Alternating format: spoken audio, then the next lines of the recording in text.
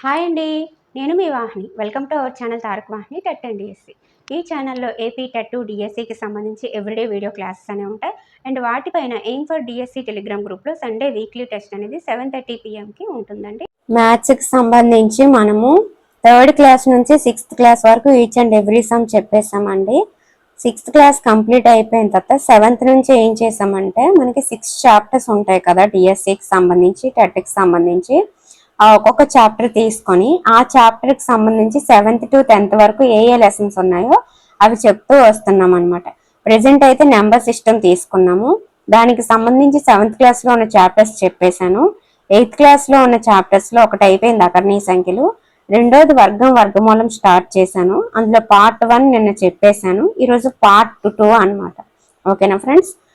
So Pythagorean త్రికాలు మనకు ఒక త్రికం ఇచ్చి మిగతా 2 త్రికాలు ఏంటి అని అడిగినప్పుడు అది బేస్ సంఖ్య అయితే ఎలా, సరి సంఖ్య అయితే ఎలా అనేది ఇప్పుడు మనం తెలుసుకుందాం. బేస్ సంఖ్య అనుకోండి, ఆ ఇచ్చిన దాన్ని అనుకొని మిగతాది n² + 1/2 n² - 1/2 చేస్తే వస్తుందండి. ఫర్ ఎగ్జాంపుల్ మీకు 9 ఇచ్చి మిగతా 2 త్రికాలు కనుక్కోండి అన్నారు అనుకోండి. సో 9 అనేది బేస్ సంఖ్య కదా. సో మిగతావి ఇలా చేయాలన్నమాట. 9² + 1/2 9² - 1/2. సో 9² అంటే 81 + 1/2 81 - 1/2. ఇది 82/2 80/2 41 49 అనమాట. ఇవి మిగతా త్రికాలు. సో వచ్చేసింది కదా. ఇలా బేస్ సంఖ్య ఇచ్చినప్పుడు ఒకవేళ వాడు అక్కడ మనకి సరి సంఖ్య ఇచ్చాడు అనుకోండి, అప్పుడు 2m m² + 1 n² - 1 లేదు, ఈ మూడింటిని 2తో గుణించడమే. అప్పుడు ఏమవుతుంది? 2n అవుతుంది.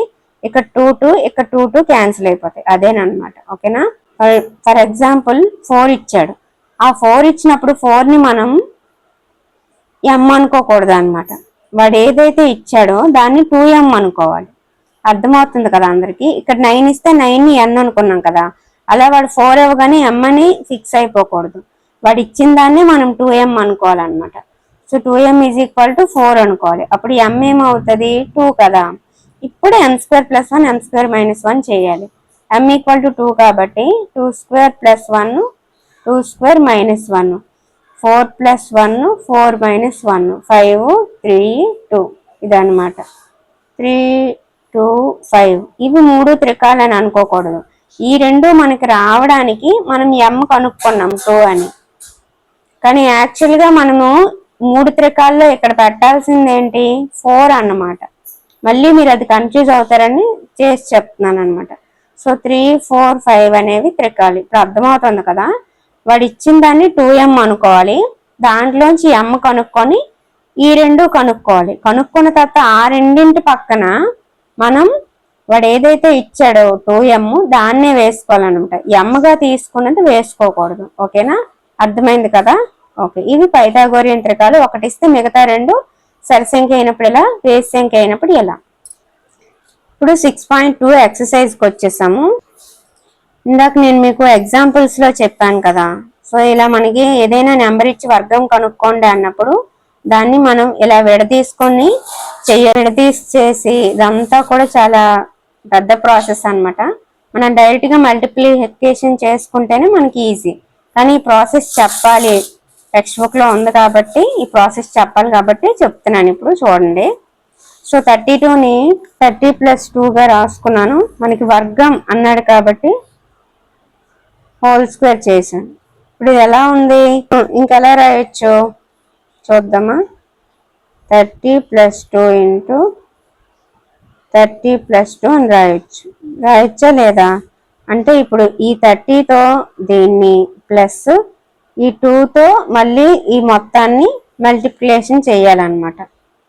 సో 30 × 30 + 2 + 2 × 30 + 2 ఇలా విడదీసుకున్నాను. అర్థమవుతుంది కదా. ఇప్పుడు ఈ విడదీసుకున్న దాన్ని మళ్ళీ గుణించాలన్నమాట. 30 × 30 30² + 30 × 2 60 + 2 × 30 60 2 × 2 4. ఇప్పుడు 30² అంటే ఎంత?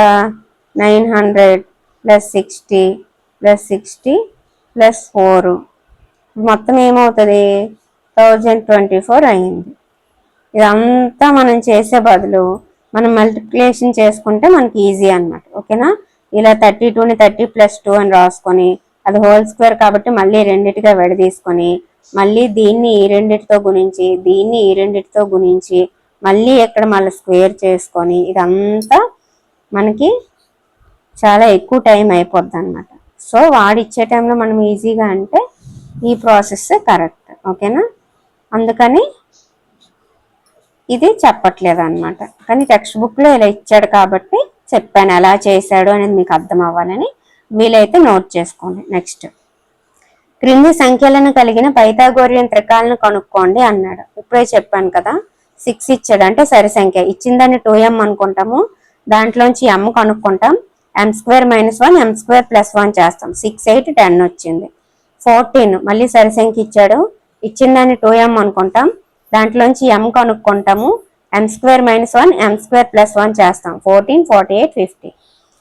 ఇచ్చిన దాన్ని 2m అనుకుంటాం, దాంట్లోంచి m కనుక్కుంటాం. m² - 1 m² + 1 చేస్తాము. 16, 63, 65 వచ్చింది. ఇది పైథాగోరియన్ త్రికాలను కనుక్కునే విధానం అండి. ఓకేనా? నెక్స్ట్, మళ్ళీ 18 ఇచ్చాడు. 18 కూడా మనకి 18 కూడా సరి సంఖ్య కదా. 18 2m అని అనుకుంటాము, దాంట్లోంచి m వస్తుంది. m² - 1 m² + 1 చేస్తాం. 18, 80, 82 అనమాట. ఇది పైథాగోరియన్ త్రికాలను కనుక్కునే విధానం. చాలా మంది వీడియో అనేది క్లియర్ గా కనిపించట్లేదు అంటున్నారు. ఇక్కడ మనకి రైట్ సైడ్ పైన చక్రం లాగా ఉంది కదా, అది సెట్టింగ్స్ అన్నమాట. ఆ సెట్టింగ్స్ పైన మనం క్లిక్ చేస్తే మనకి వీడియో క్వాలిటీ అని వస్తుంది. ఆ క్వాలిటీ దగ్గర మనకి క్లిక్ చేస్తే హై పిక్చర్ క్వాలిటీ అని ఉంటుంది. ఆ హై పిక్చర్ క్వాలిటీని మీరు సెలెక్ట్ చేసుకుంటే మీకు వీడియో క్లియర్గా క్లారిటీగా కనిపిస్తుంది. ఓకేనా ఫ్రెండ్స్? ఇప్పుడు మనకి 6.2 ఎక్సర్సైజ్ కంప్లీట్ అయింది. వర్గమూలాలు చూద్దాం. వర్గానికి విలోమ ప్రక్రియ వర్గమూలం అన్నమాట. ఒక పరిపూర్ణ వర్గ సంఖ్యకు 2 వర్గమూలాలు ఉంటాయి. 9² = 81, -9² కూడా 81. కాబట్టి 81కి వర్గమూలాలు 9 అవుతుంది, -9 కూడా అవుతుంది అన్నమాట. ఒక సంఖ్య యొక్క ధనాత్మక వర్గమూలాన్ని రూట్ గుర్తుతో సూచిస్తాము. 3² = 9 అయితే √9 = 3 అవుతుంది. అంతేగాని √9 = -3 కాదనమాట. అర్థమవుతుంది కదా? ధనాత్మక వర్గమూలాన్ని మాత్రమే రూట్తో సూచిస్తాము, రుణాత్మకమైతే సూచించము. ఒక సంఖ్యకి 2 వర్గమూలాలు ఉంటాయి, ప్లస్ ఉంటుంది, మైనస్ ఉంటుంది. కానీ ధనాత్మక వర్గమూలం సూచించాలి అంటే ఇలా రూట్తో సూచిస్తాము, ఇలా చూపెట్టమన్నమాట. ఓకేనా? సో 10 వరకు కూడా వర్గమూలాలు చూద్దాము. √1 1, √4 2, √9 3, √16 4, √16 4, √25 5, √36 6, √49 7, √64 8, √81 9, √100 10 అన్నమాట. ఇప్పుడు 6400కి వర్గమూలాన్ని కనుక్కోవాలంటే చాలా పద్ధతులు ఉన్నాయి. అందులో ఈ ప్రాసెస్ ఒకటి అన్నమాట. ఇదేంటంటే ప్రధాన కారణాంకాల లబ్ధంగా విడదీసుకోవాలన్నమాట. అలా విడదీయాలంటే ఫస్ట్ ఇలా క్యాన్సిల్ చేసుకుంటూ రావాలి. సో 2తో క్యాన్సిల్ అవుతుంది కాబట్టి చిన్న నెంబర్లే తీసుకోండి. స్టార్టింగ్ నాన్ మ్యాథ్స్ అయినా సరే, స్టార్టింగ్ ప్రాక్టీస్ చేస్తున్నా సరే. ఓకేనా? 2 3s 2 2s, మళ్ళీ 2 16s, 2 8s, 2 4s, 2 2s, 2 1s, ఇంకా 2 50s, 2 25. ఇప్పుడు 5తోని 5 5. ఇప్పుడు ఇవన్నీ తీసుకుంటాం అన్నమాట. ఎన్ని 2 ఉన్నాయో అవన్నీ తీసుకుంటాం. ఇక్కడ మనకి వర్గమూలం వర్గం అన్నాడు కాబట్టి 2 చొప్పున తీసుకోవాలి. ఓకేనా? 2 2 2 2 2 తీసుకోండి. అవన్నీ 2 2గా విడదీసిన తర్వాత ఒక్కొక్క దాంట్లోంచి ఒక్కొక్కటి తీసుకోవాలి. ఒక్కొక్క దాంట్లోంచి ఒక్కొక్కటి తీసుకోవాలి.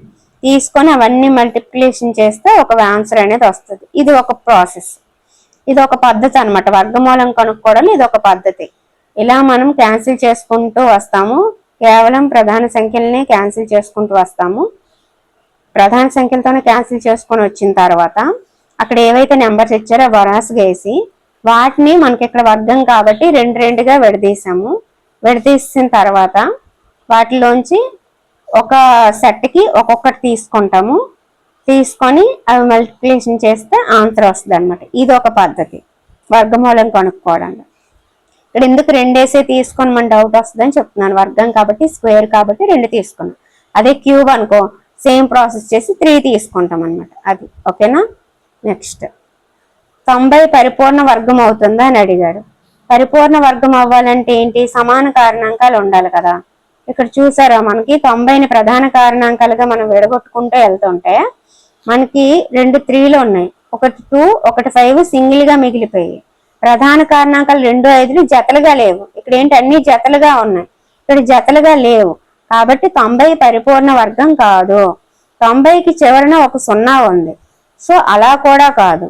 మనము ఇదంతా చేయాల్సిన అవసరం లేదు. 90 చూడగానే చెప్పియచ్చు ఇది వర్గం కాదు అని. ఎలాగా? సింగిల్ ఒక 0 మాత్రమే ఉంది కాబట్టి. నేను చెప్పాను 1 3 5 అలా బేస్ సంఖ్యలో 0లు ఉంటే అది వర్గం అవ్వదు అని చెప్పాను కదా. కేవలం 0లు అనేవి సరి సంఖ్యల్లో ఉంటే మాత్రమే అది 0 అవుతుంది. 2 4 6 ఇలా ఉంటేనే అది వర్గం అవుతుంది అని చెప్పాను కదా. సో ఇక్కడ ఒకటే ఉంది కాబట్టి కాదని ముందే చెప్పియచ్చు. కానీ ఎందుకు కాదో కూడా వివరిద్దాం అని చెప్పి ఇది చేశాను అనమాట. ఓకేనా. జతలుగా లేవు కాబట్టి కాదు. నెక్స్ట్ 9408ను ఏ కనిష్ట సంఖ్యచే భాగించినప్పుడు భాగఫలం పరిపూర్ణ వర్గం అవుతుంది. భాగఫలం యొక్క వర్గమూలం కనుక్కోండి అని అన్నాడు. 9408ను ఏ కనిష్ట సంఖ్యచే భాగించినప్పుడు భాగఫలం పరిపూర్ణ వర్గం అవుతుంది అన్నాడు. సో సేమ్ ప్రధాన కారణాంకాలుగా విడగొట్టుకుంటాం అనమాట. ఇలా విడగొట్టుకున్నాం కదా, విడగొట్టుకున్న తర్వాత ఇది వచ్చింది, అది అక్కడ వేస్తాము. సో ఇక్కడ ఏం మిగిలింది అనేది మనం ఫస్ట్ చూసుకోవాలన్నమాట. ఇలా ప్రధాన కారణాంకాలుగా మనం విడగొట్టుకొని అక్కడ అన్ని వేసేసి 2 జతలుగా తీసేసి ఏది సింగిల్ గా ఉందో చూసుకోవాలి.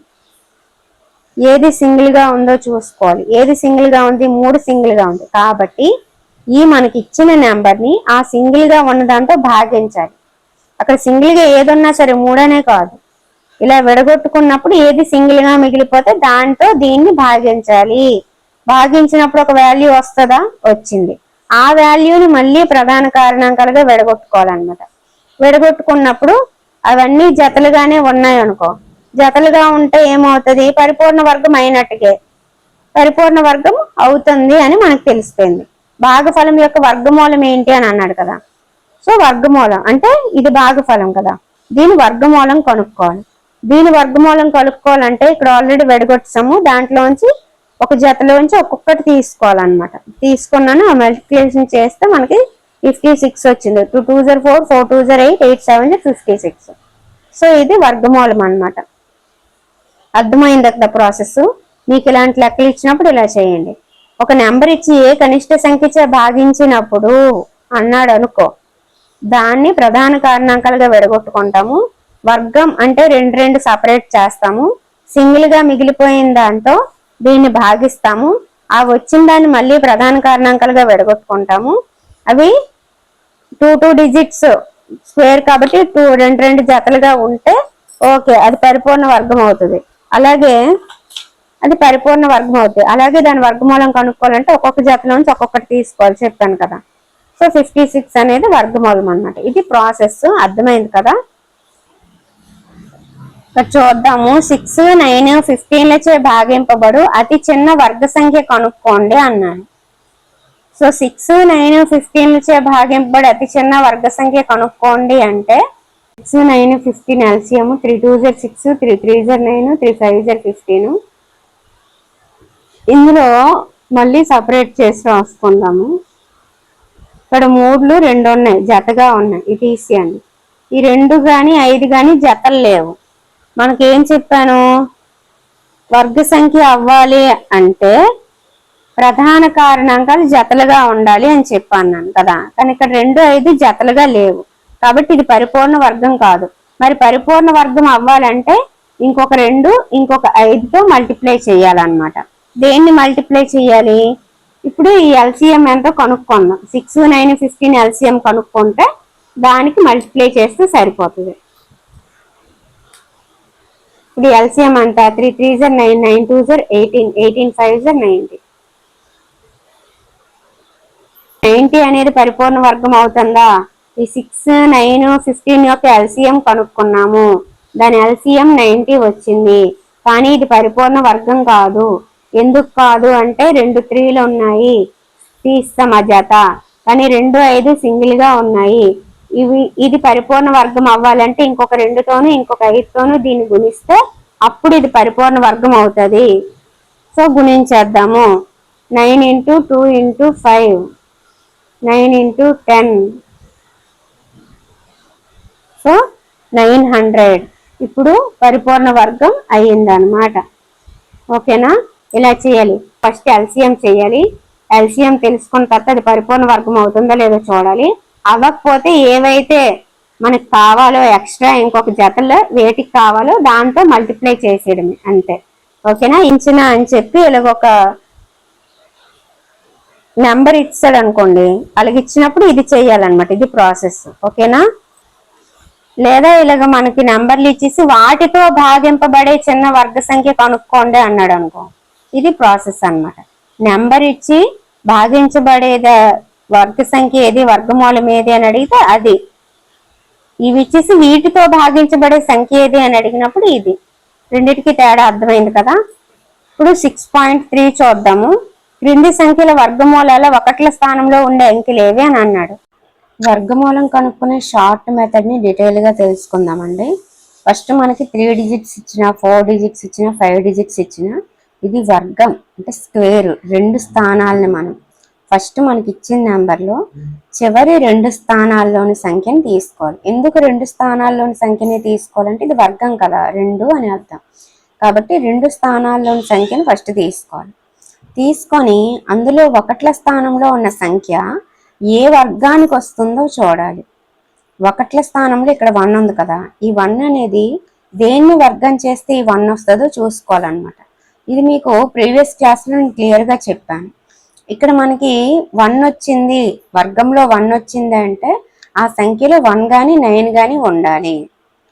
వర్గంలో 6 వచ్చింది అంటే 4 కానీ 6 కానీ ఉండాలి. లేదా వర్గంలో 3 7 ఉన్నాయి అంటే 9 రావాలి అని చెప్పి ఇలా నేను మీకు చెప్పాను. అందుకే మీరు ప్రీవియస్ వీడియో ఒకసారి చూసి తర్వాత ఇది చూడండి. ఓకేనా? సో ఇక్కడ 441 యొక్క వర్గమూలాన్ని ఈజీగా కనుక్కోవడం ఎలాగో చూద్దాం. లాస్ట్ 2 డిజిట్స్ తీసుకున్నాను. ఆ 2 డిజిట్స్ అంటే 41. ఈ 41లో మళ్ళీ 1ల స్థానంలో ఉన్న సంఖ్య చూసుకోవాలి. 1ల స్థానంలో ఉన్న సంఖ్య ఏ వర్గానికి వస్తుంది అంటే 1 వచ్చే 1 9. ఎందుకంటే 1 స్క్వేర్ 1, 9 స్క్వేర్ 81. సో 1 వచ్చేవి 1 కానీ 9 కానీ అవ్వాలి.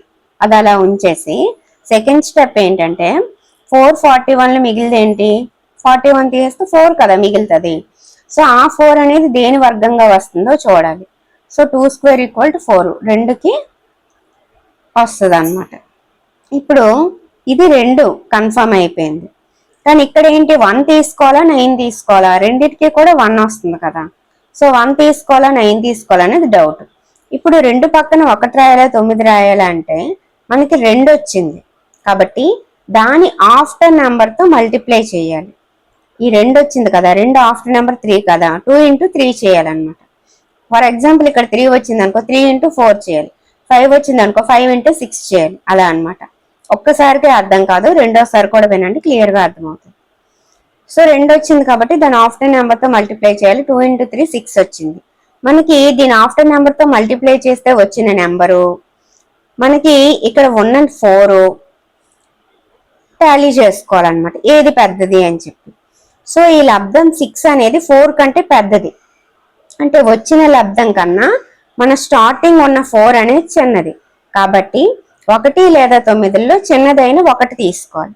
ఈ వచ్చిన లబ్ధం కంటే మనకి ఇక్కడ ఉన్న 4 చిన్నది కాబట్టి ఇక్కడ ఈ 1 9లో చిన్నది తీసుకోవాలి. ఏంటి చిన్నది, 1 కదా. So answer 21. మీరు చేసుకోవచ్చు. 21 × 21 చేస్తే మీకు 441 వస్తుంది. ఇది షార్ట్ కట్ అన్నమాట. మనము ఈజీగా చేయొచ్చు. 1-2 సార్లు ప్రాక్టీస్ చేస్తే మీకు ఈజీ అయిపోతుంది. లాస్ట్ 2 డిజిట్స్ తీసుకుంటారు. తీసుకున్న తర్వాత 1ల స్థానంలో ఉన్నది దేనికి వర్గంగా వస్తుందో చూస్తారు. తర్వాత మిగిలింది దేనికి వర్గమో చూస్తారు. అలా చూసిన తర్వాత దాని ఆఫ్టర్ నెంబర్తో మల్టిప్లై చేస్తే ఒక లబ్ధం వస్తుంది. ఆ లబ్ధం కంటే ఇక్కడ ఉన్న నెంబర్ అనేది చిన్నదా పెద్దదా చూసుకుంటారు. చిన్నదైతే ఆ రెండిట్లో చిన్నది తీసుకుంటారు, పెద్దదైతే ఆ రెండిట్లో పెద్దది తీసుకుంటారు. అంతేనమాట. ఓకేనా? అర్థమైంది కదా? ఇప్పుడు కొన్ని సమ్స్ చేస్తే మీకు అర్థమవుతుంది.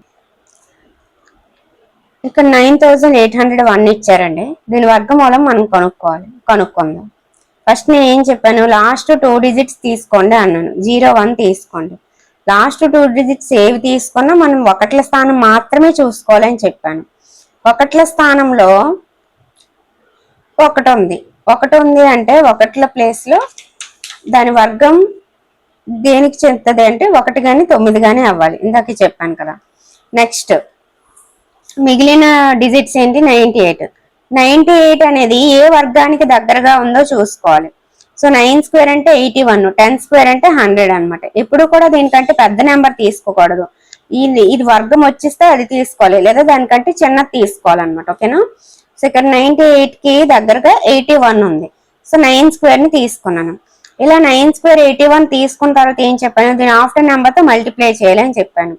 9 × 10 90 అనమాట. ఈ 90 అనేది 98 కంటే చిన్నది. సో ఇక్కడ 90 కంటే 98 పెద్దది కదా, కాబట్టి 1 9 లో పెద్దది ఏది, 9 తీసుకోవాలన్నమాట. 90 కంటే 98 పెద్దది, సో 9 తీసుకోవాలి ఒకట్ల ప్లేస్ లో అని. సో ఆన్సర్ ఏంటి, ఇక్కడ ఈ 9 ఇక్కడ ఈ 9 తీసుకుంటే 99 వచ్చింది. మీరు ఒకసారి చేయొచ్చు, 99 × 99 చేస్తే ఇదే వస్తుంది అనమాట. ఓకేనా. నెక్స్ట్ సో ఇక్కడ 99856 ఉంది. అంత పెద్ద నెంబర్ ఉన్నా మీరు లాస్ట్ 2 డిజిట్స్ మాత్రమే తీసుకోవాలి. ఆ లాస్ట్ 2 డిజిట్స్ తీసుకొని అందులో ఒకట్ల స్థానం చూసుకోవాలి. ఇక్కడ 6 వచ్చేవి ఏంటి, 4 లేదా 6. 4 స్క్వేర్ 16, 6 స్క్వేర్ 36 అనమాట. సో వర్గంలో ఒకట్ల స్థానంలో 6 వచ్చే నెంబర్స్ 4 కానీ 6 కానీ అవుతాయి. అది అలా పక్కన ఉంచండి. నెక్స్ట్ మిగతా నెంబర్ ఏంటి, 998. 998 ఏ వర్గానికి దగ్గరగా ఉంటుందో మనం చూసుకోవాలి. 31 స్క్వేర్ అంటే 961. మళ్ళీ 32 స్క్వేర్ అంటే దీనికంటే పెద్దది అయిపోద్ది, కాబట్టి తీసుకోకూడదు. సో 31 స్క్వేర్ మాత్రమే నేను తీసుకున్నాను అనమాట. 31 స్క్వేర్ తీసుకొని 31 × 32 దాని ఆఫ్టర్ నెంబర్ తో మల్టిప్లై చేయాలని చెప్పాను కదా. 31 × 32 చేస్తే నాకు 992 వచ్చింది. ఇప్పుడు ఈ 992 కంటే 992 కంటే 998 పెద్దది కదా, కాబట్టి 4 6 ఏది పెద్దది, 6 పెద్దది. కాబట్టి ఇక్కడ 31, ఇందులో 6 తీసుకున్నాను. 316 అనమాట ఆన్సర్. మీరు 316 × 316 చేస్తే ఇది వచ్చేస్తుంది అనమాట. ఇలా ఈజీగా చేయొచ్చు అనమాట. దీని అంతటి వర్గానికి కనుక్కునే కంటే 998 కనుక్కోవడం ఈజీయే కదా. సో అందుకే 50 వరకు మనం నేర్చేసుకుంటే ఈజీగా ఉంటుంది అనమాట. నెక్స్ట్ ఇక్కడ చూసారు ఎంత నెంబర్ ఉంది. ఎంత నెంబర్ ఉన్నా మనం లాస్ట్ 2 డిజిట్స్ తీసుకుంటే సరిపోద్ది. సో 1 వచ్చే 1 లేదా 9. 9980 ఉంది. ఈ 9980 కి దగ్గర వర్గంగా 99 స్క్వేర్ వస్తుంది అనమాట. 99 స్క్వేర్ అంటే ఇక్కడ ఆల్రెడీ మనకు వచ్చింది కదా. 99 స్క్వేర్ అంటే 9801 కదా. 99 స్క్వేర్ అంటే 9801 కాబట్టి దీని ఆఫ్టర్ నెంబర్తో 99 × 100 చేస్తే 9900 వచ్చింది. 9900 కంటే 9980 పెద్దది కదా, కాబట్టి 19 లో పెద్దది 9 తీసుకున్నాను అనమాట. ఇక్కడ 99 ఒకట్ల ప్లేస్ లో ఇందులో 9 తీసుకుంటే 999. దీని వర్గమూలం 999. మీరు 999 × 999 చేస్తే ఇదే వస్తుంది. సో ఇది కూడా సేమ్ అన్నమాట చేశాను. మీరు ఒకసారి చూసి నోట్ చేసుకోండి. ఓకేనా. ఇదన్నమాట వర్గమూలం కనుక్కోవడానికి షార్టెస్ట్ మెథడ్. లాస్ట్ 2 డిజిట్స్ తీసుకొని అది ఏ వర్గానికి చెందుతుందో చూడాలి. అది ఏ వర్గానికి చెందుతుందో ఎలా చూడాలి అనేది కూడా నేను మీకు ప్రీవియస్ వీడియోలో చెప్పాను. ఒకసారి ఇక్కడ చూస్తే మీకు తెలుస్తుంది. ఇక్కడ చెప్పాను చూడండి. 1 వచ్చే 1 లేదా 9, 4 వచ్చేవి 2, 8, 0 వచ్చే 0, 5, 5, 9, 7, 3. చూసారు కదా. ఇది నేను క్లియర్ గా చాలా సార్లు ప్రీవియస్ వీడియోలో ఎక్స్ప్లెయిన్ చేశాను, అందుకే ఇక్కడ మళ్ళీ చెప్పట్లేదు అనమాట. ఓకేనా, అర్థమైంది కదా. నెక్స్ట్ ఏ విధమైన గణన చేయకుండానే క్రింది సంఖ్యలలో ఏవి పరిపూర్ణ వర్గాలు కావో కనుక్కోండి అన్నారు. మీకు కొన్ని కోడ్స్ చెప్పాను అనమాట ప్రీవియస్ క్లాస్ లో పార్ట్ 1 లో. ఏం చెప్పాను, లాస్ట్ లో 2, 3, 7, 8 ఉన్నాయి అంటే అవి పరిపూర్ణ వర్గాలు కావు, పక్కకి తీసేయండి, వర్గాలే కావు అని చెప్పాను కదా. ఇక్కడ చూసారు 3 ఉంది, 7 ఉంది, 8 ఉంది, కాబట్టి 3 తీసేస్తే ఇది పరిపూర్ణ వర్గం అయిపోద్ది. చూసారా, మనం గణన చేయకుండానే చెప్పిస్తాం అనమాట వీటిలో వర్గం అయిందేది కాందేది అనేది. ఎలా చెప్పామంటే అది మనకు తెలుసు కాబట్టి. 2, 3, 7, 8 ఉన్నా జీరోస్ అనేవి బేస్ సంఖ్యల్లో ఉన్నా అవి వర్గాలు కావన్నమాట. ఓకేనా. నెక్స్ట్ 100 169 వర్గమూలాలు పునరావృత వ్యవకలన పద్ధతిలో కనుక్కోండి అన్నారు. అంటే బేస్ సంఖ్యలు 1 3 5 7 9 11 13 15 17 19 ఇలా తీస్తూ వెళ్తే లాస్ట్కి 0 రావాలన్నమాట. 10వ సోపానం వద్ద 0 వచ్చింది కాబట్టి దీని యొక్క వర్గమూలం 10 అని వేసుకోవచ్చు అనమాట. ఇలా కూడా వర్గమూలం కనుక్కోవచ్చు. కానీ ఇదంతా చేసినప్పుడు మనకు టైం అయిపోద్ది కాబట్టి టెక్స్ట్ బుక్ లో ఉంది కాబట్టి నేను చెప్పాను అనమాట. ఓకేనా? సో ఇలా చేస్తూ వెళ్తే ఏ స్థానం దగ్గర 0 వచ్చిందో అది దాని వర్గమూలం అయిపోద్ది అనమాట. ఇక్కడ చూసారా 169 నుంచి అలా 1 3 5 7 9 11 అలా తీసుకుంటూ వచ్చాను. తీసుకుంటూ వస్తే నాకు 1 2 3 4 5 6 7 8 9 10 11 12 13. సో 13వ సోపానం వద్ద 0 వచ్చింది కాబట్టి 169 యొక్క వర్గమూలం 13. ఓకేనా? ఇది ఒక మెథడ్. నెక్స్ట్, ప్రధాన కారణాంకాల పద్ధతిలో క్రింది సంఖ్యల వర్గమూలాలు కనుక్కోండి అన్నాడు. ఇది ఆల్రెడీ నేను మీకు చెప్పాను. ఎలా ప్రధాన కారణాంకాలుగా మనం ఇలాగా క్యాన్సిల్ చేసుకుంటూ రావాలి.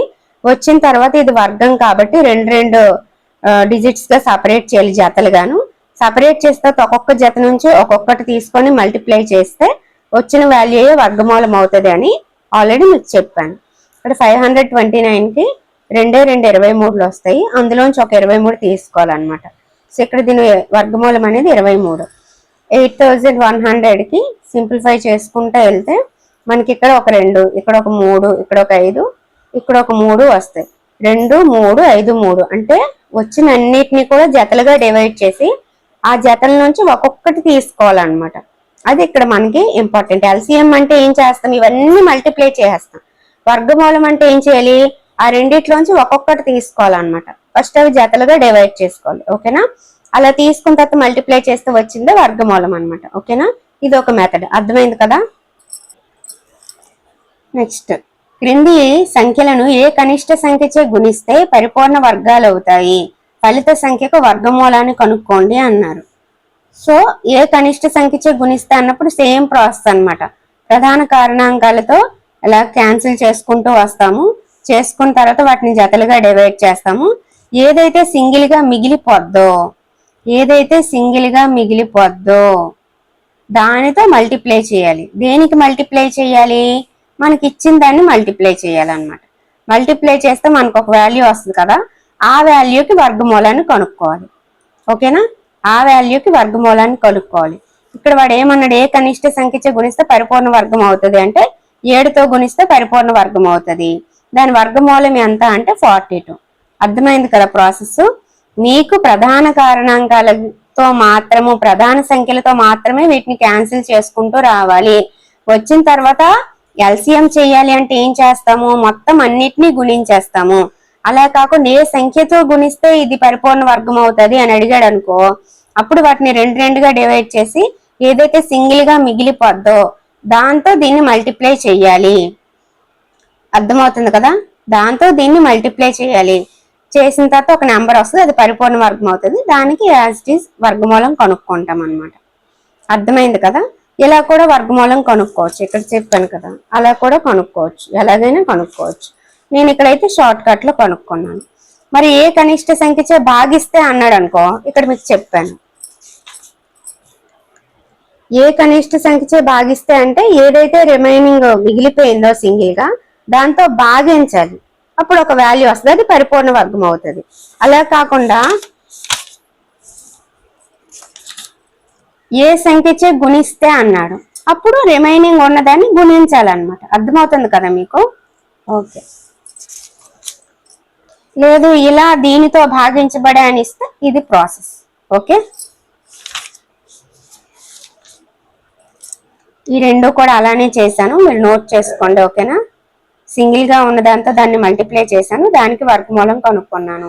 సింగిల్ గా ఉన్నదాంతో మల్టిప్లై చేశాను, దానికి వర్గమూలం కనుక్కున్నాను. ఇది ప్రాసెస్. ఓకే, నెక్స్ట్, క్రింది సంఖ్యలను ఏ కనిష్ట పూర్ణాంకంచే భాగిస్తే, ఇప్పుడే చెప్పాను కదా, ఏదైతే రిమైనింగ్ ఉండిపోద్దో సింగిల్ గా దాంతో దీన్ని భాగించేయాలి.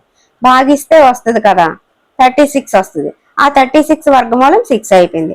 252ను 7తో భాగిస్తే అది పరిపూర్ణ వర్గం అవుతుంది. అప్పుడు మనకు వచ్చింది 36 అనమాట. ఆ 36 వర్గమూలం 6. చూసారా, ఏ కనిష్ట పూర్ణాంకంచే భాగిస్తే అంటే 7తో భాగిస్తే ఫలిత సంఖ్యకు వర్గమూలం, ఫలిత సంఖ్య మనకు 36 వచ్చింది, దాని వర్గమూలం 6. అయిపోయిందా? నెక్స్ట్ ఇలా మనం ప్రధాన సంఖ్యలతో క్యాన్సిల్ చేసుకుంటూ వచ్చి వాటిని 2 తీసిస్తే రిమైనింగ్ సింగిల్గా మిగిలిపోయిందంతా భాగించాలి అంటే భాగించాలి, లేదు గుణిస్తే అంటే గుణించాలి, అంతే. ఆ వచ్చిన దానికి వర్గమూలం కనుక్కోవడమే. ప్రాసెస్ అర్థమైంది కదా? సరే, నోట్ చేసుకోండి. నెక్స్ట్, ఒక పాఠశాలలోని 8వ తరగతి విద్యార్థులు ప్రధానమంత్రి జాతీయ సహాయ నిధికి 2401 మొత్తాన్ని విరాళంగా ఇచ్చారు. ఆ తరగతిలో ప్రతి విద్యార్థి చెల్లించిన విరాళం ఆ తరగతిలోని విద్యార్థుల సంఖ్యకు సమానం. అయితే ఆ తరగతిలోని విద్యార్థుల సంఖ్యను కనుక్కోండి అన్నాడు. ఏమన్నాడు? వాళ్ళు ఇచ్చిన మొత్తం విరాళం, ప్రతి విద్యార్థి చెల్లించిన విరాళము ఆ తరగతిలోని విద్యార్థుల సంఖ్యకు సమానం. మొత్తం 2401. విద్యార్థికి ఒక్కొక్కడు చెల్లించిన దానికి ఈక్వల్ అంట. విద్యార్థుల సంఖ్య ప్రతి విద్యార్థి చెల్లించిన విరాళం ఇంటూ చేస్తే ఇది వచ్చేస్తుంది కదా. ఇప్పుడు మన క్లాస్ రూమ్లో 10 మెంబర్స్ ఉన్నారు. ఆ 10 మెంబర్స్ ఒక్కొక్క 10 రూపీస్ ఇచ్చాడు. 10 × 10 చేస్తే వాడు ఇచ్చిన మొత్తం వచ్చేస్తుందా రాదా? అలాగేనమాట. విద్యార్థుల సంఖ్య ఇంటూ ప్రతి విద్యార్థి చెల్లించిన విరాళం ఇంటూ చేస్తే మనకు మొత్తం వస్తుంది. వాడు ఆల్రెడీ మొత్తం ఇచ్చేసాడు. ఇంకొక క్లూ కూడా ఇచ్చాడు. ప్రతి విద్యార్థి చెల్లించిన విరాళం ఆ తరగతిలోని విద్యార్థుల సంఖ్యకి సమానం అన్నాడు. కాబట్టి దీన్ని ఎక్స్ అనుకున్నాను, దీన్ని ఎక్స్ అనుకున్నాను. So X into X, X square.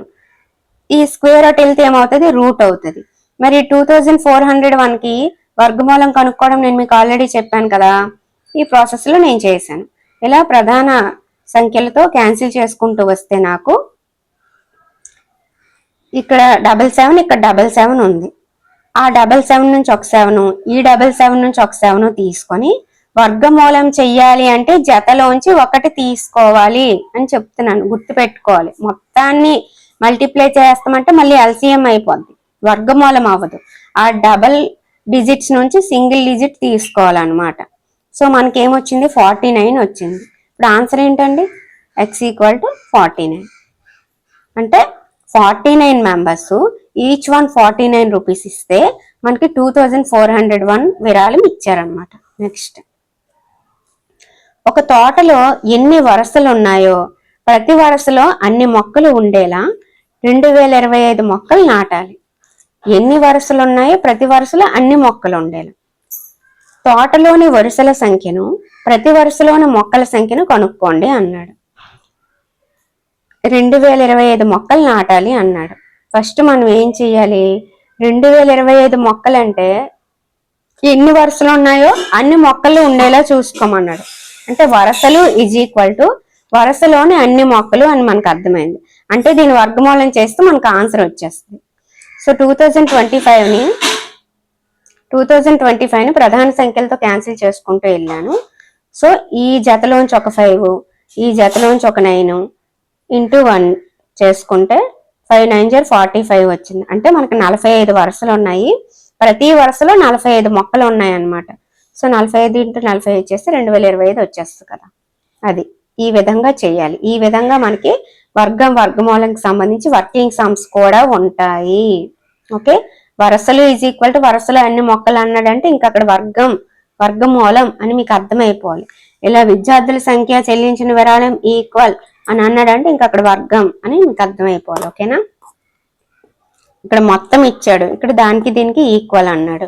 ఇక్కడ మొత్తం మొక్కలు ఇచ్చాడు, వరుసలోని అన్ని మొక్కలు సమానం అన్నాడు. 4, 9, 10చే భాగించబడి కనిష్ట వర్గ సంఖ్యను కనుక్కోండి.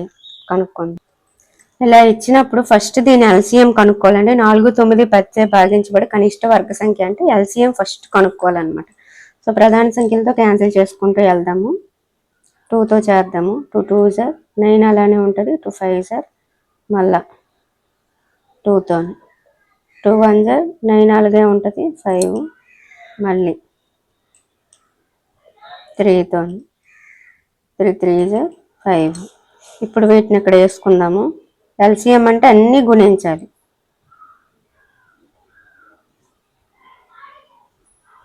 మొత్తం గుణిద్దాము. 2 3 4, 4 3 12, 12 5 60, 60 3 180. సో నాకు ఎల్సిఎం 180 వచ్చింది. ఈ 3 డిజిట్స్తో దేంతో భాగిస్తే అన్నాడు కాబట్టి ఇక్కడ ఉన్న వాటిని జతలుగా తీసేద్దాము. 3లు 2 ఉన్నాయి, రిమైనింగ్ ఏముంది, ఒక్క 5 ఉంది కదా, ఒక్క 5 మిగిలిపోయింది. 1 దానికి సంబంధం లేదు, ఏది గురించి మళ్ళీ అదే వస్తుంది కాబట్టి. సో 5 ఉంది. అప్పుడు ఈ ఎల్సిఎం మనకి ఏదైతే 180 వచ్చిందో ఆ రిమైనింగ్ మిగిలిపోయినంత గుణించాలి. మనకి ఇక్కడ ఏ కనిష్ట సంఖ్యతో భాగించాలి అన్నాడని భాగించకూడదు. ఇలాగ మనకి ఇచ్చేసి దానితో భాగించబడే అని అడిగాడు కాబట్టి గుణించాలన్నమాట. ఇటువంటి 3 ప్రాబ్లమ్స్ నేను మీకు చెప్పాను. ఒక డిజిట్ ఇచ్చి దాంతో భాగించబడే కనిష్ట వర్గ సంఖ్య అన్నాడు. ఒక డిజిట్ ఇచ్చి దాంతో దేంతో గుణిస్తే అది కనిష్ట వర్గ సంఖ్య అవుతుంది అన్నాడు. ఇలాగ 3 డిజిట్లు ఇచ్చి దాంతో భాగించబడే అన్నాడు. సో ఈ 3 ప్రాబ్లమ్స్ కూడా చాలా ఇంపార్టెంట్. అర్థం కాకపోతే మళ్ళీ మళ్ళీ మళ్ళీ చూడండి, అర్థమవుతుంది. ముందు ప్రీవియస్ వీడియో చూసి ఇది స్టార్ట్ చేయండి, ఓకేనా. సో ఆ ఎల్సిఎంకి గుణించండి. సో ఆన్సర్ వచ్చేసి 900. అర్థమైంది కదా, ప్రాసెస్ అర్థమైందా? ఇలాగ 3 డిజిట్లు ఇచ్చి దాంతో భాగించబడే ఏ కనిష్ట వర్గ సంఖ్య అన్నాడంటే ఫస్ట్ ఎల్సిఎం కనుక్కోవాలి. ఇలా విడదీసుకొని ఎల్సిఎం కనుక్కొని ఏది రిమైనింగ్ ఉందో, ఏది సింగిల్గా ఉండిపోయిందో, జత లేదో దాంతో గుణించాలి. వచ్చింది ఆన్సర్ అవుతుంది. ఓకే, ఇక్కడ ఒకటి ఇచ్చాడు, 8, 15 మరియు 20 చే భాగించబడే కనిష్ట వర్గ సంఖ్య. సేమ్ ప్రాసెస్ అండి, మీరు ఒకసారి చెయ్యండి. 3600 వచ్చిందో రాలేదో నాకు చెప్పండి. 8, 15 మరియు 20. ఓకే, నెక్స్ట్ సంఖ్య వర్గం. 3 అంకెల కనిష్ట వర్గ సంఖ్య 100, 3 అంకెల గరిష్ట వర్గ సంఖ్య 961, 4 అంకెల కనిష్ట వర్గ సంఖ్య 1024, 4 అంకెల గరిష్ట వర్గ సంఖ్య 9801. ఒక పరిపూర్ణ వర్గంలో n అంకెలు ఉంటే దాని వర్గమూలంలో n సరి సంఖ్య అయితే n/2 అంకెలు, n బేస్ సంఖ్య అయితే n+1/2 అంకెలు ఉంటాయి. ఒక పరిపూర్ణ వర్గంలో n అంకెలు ఉంటే దాని వర్గమూలంలో n సరి సంఖ్య అయితే n/2 అంకెలు, n బేస్ సంఖ్య అయితే n+1/2 అంకెలు ఉంటాయి. భాగాహార పద్ధతిలో క్రింది సంఖ్యల వర్గమూలం కనుక్కోండి అన్నాడు. వాడు ఏ పద్ధతి అని మనకి డిఎస్సిలో అడగడు కదా. సో నేను ఏదైతే మీకు వర్గమూలం కనుక్కోవడం ఈజీ ప్రాసెస్ చెప్పాను అది చేసుకోండి. ఇక్కడ అది కూడా చేశాను, కానీ ఇది మీకు అవసరం లేదు. 2304 లాస్ట్ 2 డిజిట్స్ తీసుకుంటారు. 4 వచ్చేవి 2 లేదా 8, 23కి దగ్గరలో 16 ఉంది. 4 తర్వాత నెంబర్తో మల్టిప్లై చేసి 20 వచ్చింది. 20 కంటే 23 పెద్దది. సో 2 8 8 పెద్దది. ఇక్కడ 4 అక్కడ 8 48. సింపుల్ ప్రాసెస్ అన్నమాట వర్గమూలం కనుక్కోవడం. మీరు చేస్తా ఉంటే అవి వస్తాయి. ఒక్కసారి చూస్తే రాదు, మేడం మీరు చెప్పింది నాన్ మ్యాథ్స్కి అర్థం కావట్లేదు అని మళ్ళీ అనొద్దు, ఓకేనా. బాగా చూడండి, ఫస్ట్ నుంచి ఫాలో అవ్వండి, ఖచ్చితంగా అర్థమవుతుంది. రాకపోవడం అంటూ ఉండదు. నాకు వస్తుంది, నేను నేర్చుకుంటాను, నేను నాన్ మ్యాథ్స్ అయినా మ్యాథ్స్లో 100% నేను అటెంప్ట్ చేస్తాననే థాట్తో మీరు స్టార్ట్ చేయండి, అదే వస్తుంది. ఓకే, 3136 ఉంది కదా, దాని వర్గమూలం కనుక్కోండి, 56 వస్తుంది. 1369 ఉంది కదా, దాని వర్గమూలం కనుక్కోండి, 37 వస్తుంది. ఓకే, నెక్స్ట్ క్రింది సంఖ్యల వర్గమూలంలోని అంకెల సంఖ్యను కనుక్కోండి. ఏ విధమైన గణన చేయకుండా లెక్క చేయకుండా క్రింది సంఖ్యల వర్గమూలంలోని అంకెల సంఖ్యను కనుక్కోండి అన్నాడు. అది ఎలా కనుక్కోవాలో కూడా చూద్దాం. వర్గంలో ఇప్పుడు n అంకెలు ఉన్నాయనుకోండి, దాని వర్గమూలంలో అది ఒకవేళ సరి సంఖ్య అయితే n/2, బేస్ సంఖ్య అయితే n+1/2 ఉంటాయి. మనం ఒకసారి టెస్ట్ చేసి చూద్దాం. 64లో n ఎంత, 2. n అంటే అంకెల సంఖ్య, ఇక్కడ n 2, 1, 2. వర్గంలో మనకి 2 అంకెలు ఉన్నాయి కాబట్టి వర్గమూలంలో ఏముండాలి, n/2 అంకెలు ఉండాలి. అంటే 2/2, 1. అంటే వర్గమూలంలో ఒకే అంకె ఉంటుంది. చూసారా, 264 అంటే 8, ఒకే అంకె ఉంది. వర్గంలో 2 ఉంటే వర్గమూలంలో ఒకటే ఉన్నది, n/2 సరి సంఖ్య కాబట్టి. అదే బేస్ సంఖ్య అనుకోండి, n+1/2 చేయాలి. ఇక్కడ ఎన్ని ఉన్నాయి, 1 2 3, 3 వచ్చింది. 3 బేస్ సంఖ్య, n+1/2 చేయాలి. n అంటే 3, 3+1/2, 4/2, 2. అంటే వర్గమూలంలో 2 అంకెలు ఉంటాయి అన్నమాట. సో n అనేది బేస్ సంఖ్య అయితే వర్గమూలంలో n+1/2 అంకెలు ఉంటాయి. ఇక్కడ 3 కాబట్టి వర్గమూలంలో 2 అంకెలు ఉన్నాయి. 144 యొక్క వర్గమూలం 12. దీన్ని కూడా చేశాను. ఇక్కడ n = 4, n/2 = 2. అంటే దీని వర్గమూలంలో 2 అంకెలు ఉంటాయి. సో దీని వర్గమూలం కూడా 2 అంకెలే ఉన్నాయి. ఓకేనా, చూడండి ఇక్కడ 3 ఉన్నాయి కాబట్టి ఇక్కడ 2 వచ్చాయి. 3 ఉన్నాయి, 2 వచ్చాయి. 4 ఉన్నాయి, 2 వచ్చాయి. 4 ఉన్నాయి, 2 వచ్చాయి. క్లారిటీగా అర్థమవుతుంది కదా. ఇవి కూడా సేమ్ అండి. ఇక్కడ 6 ఉన్నాయి సరి సంఖ్య, 3 వర్గమూలంలో 3 అంకెలు ఉంటాయి. ఇక్కడ 5 ఉన్నాయి బేస్ సంఖ్య, n+1/2, 5+1/2 6/2 వర్గమూలంలో 3 అంకెలు ఉంటాయి. ఒకసారి నోట్ చేసుకోండి. ఓకేనా. నెక్స్ట్ దశాంశ సంఖ్యలకి వర్గమూలం కనుక్కోవడం అండి. ఈ వీడియోలోనే మొత్తం కంప్లీట్ చేసేయాలని అనుకున్నాను కానీ అసలు చాలా లెంతీ టాపిక్ అనమాట. కంప్లీట్ అవ్వట్లేదు, ఇంకా బోల్డ్ ఉన్నాయి. సో మనం ఇది సపరేట్గా వీడియోలో ఘనమూలం స్టార్ట్ చేసే ముందు ఇది చెప్పేద్దాం. ఓకేనా.